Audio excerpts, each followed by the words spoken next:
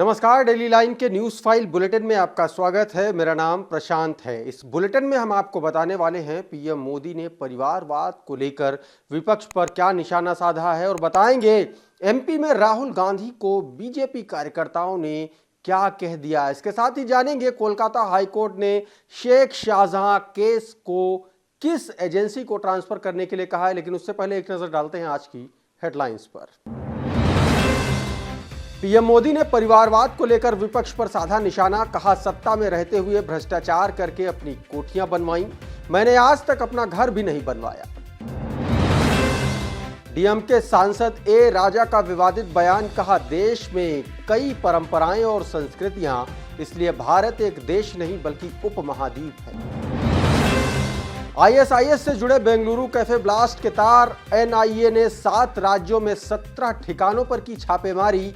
चेन्नई में 5 लोग गिरफ्तार।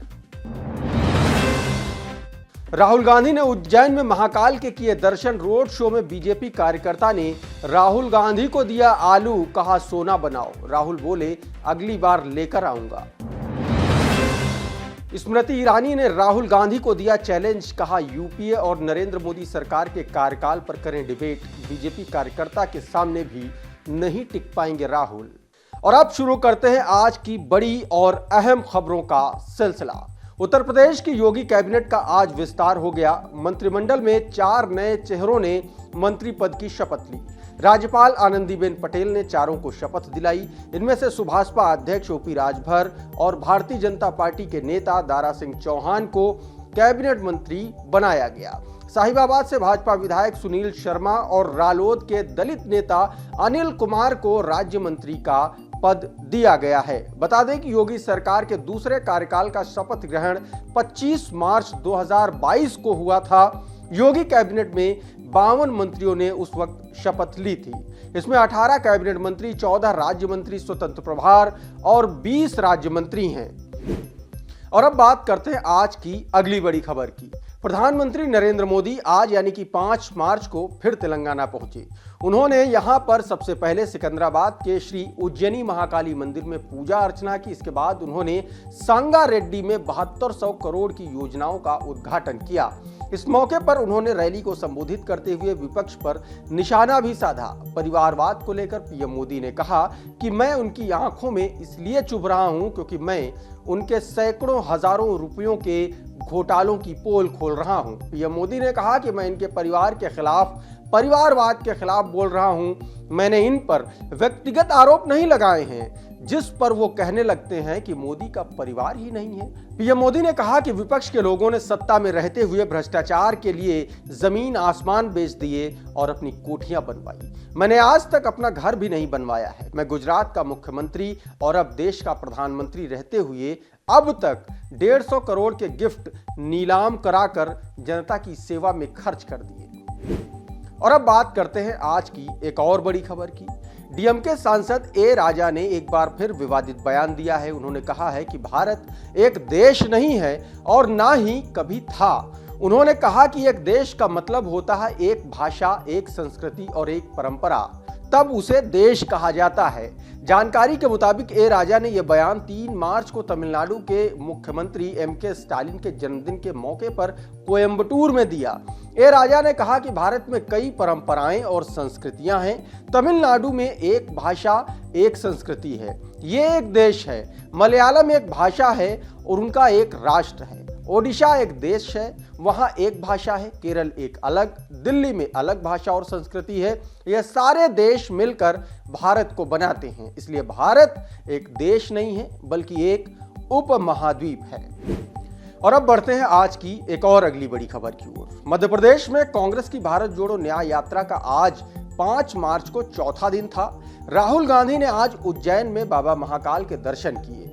इस दौरान गणेश मंडपम में राहुल गांधी के सामने ही लोगों ने मोदी मोदी के नारे लगाने शुरू कर दिए। वहीं इससे पहले शाहजहांपुर में रोड शो के दौरान भाजपा कार्यकर्ता ने राहुल के सामने मोदी मोदी के नारे लगाए तो राहुल गाड़ी से उतरकर उनसे मिलने पहुंच गए। इस बीच एक भाजपा नेता ने राहुल को आलू देकर कहा कि इसको सोना बनाइए। इस पर राहुल गांधी ने उसका धन्यवाद किया और कहा कि अगली बार सोना लेकर आऊंगा।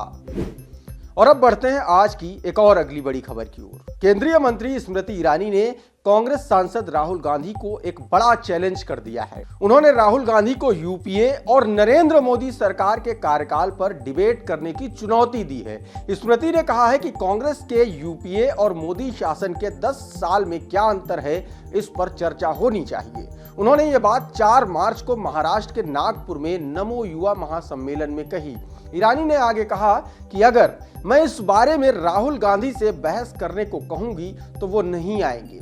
वो बीजेपी के एक मामूली कार्यकर्ता के सामने भी नहीं टिक पाएंगे।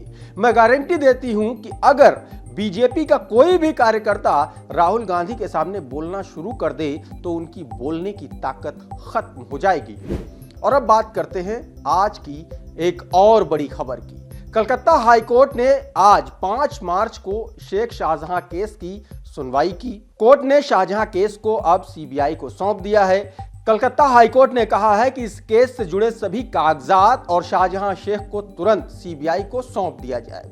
वहीं बंगाल सरकार के वकील ने हाईकोर्ट से अपील की है कि इस आदेश पर 3 दिन रोक लगा दे, लेकिन हाईकोर्ट ने इससे इनकार कर दिया, जिसके बाद अब राज्य सरकार ने सुप्रीम कोर्ट का रुख करने का फैसला किया है। बता दें कि शेख शाहजहां को 29 फरवरी को नॉर्थ 24 परगना के मीना खान इलाके से गिरफ्तार किया गया था। वो 55 दिन से फरार था। अब वो 10 दिन की पुलिस रिमांड पर है। और अब बढ़ते हैं आज की एक और बड़ी और अहम खबर की ओर। कर्नाटक के बेंगलुरु में मशहूर रामेश्वरम कैफे ब्लास्ट की एनआईए जांच कर रही है और एनआईए की जांच में कैफे ब्लास्ट के तार आतंकी संगठन आईएसआईएस से जुड़े पाए गए हैं। मामले को लेकर नेशनल इन्वेस्टिगेशन एजेंसी ने आज 7 राज्यों में 17 ठिकानों पर छापेमारी की है। एनआईए ने चेन्नई में 5 लोगों को हिरासत में भी लिया है। हालांकि अभी इसकी आधिकारिक पुष्टि नहीं हो पाई है। रिपोर्ट्स के मुताबिक एनआईए की टीम बेंगलुरु के आरटी नगर में टी नजीर के घर पर छापा मारा। एनआईए को टी नजीर के आईएसआईएस से जुड़े होने का शक है। उनके कथित तौर पर कैफे ब्लास्ट के लिए आतंकवादियों को उकसाया था।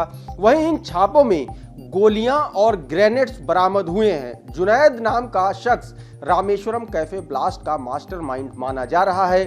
उसके खिलाफ हवाला लेन देन के संबंध में पहले से ही मामला दर्ज है। एनआईए की टीम छानबीन के लिए बेंगलुरु सेंट्रल जेल भी गई थी।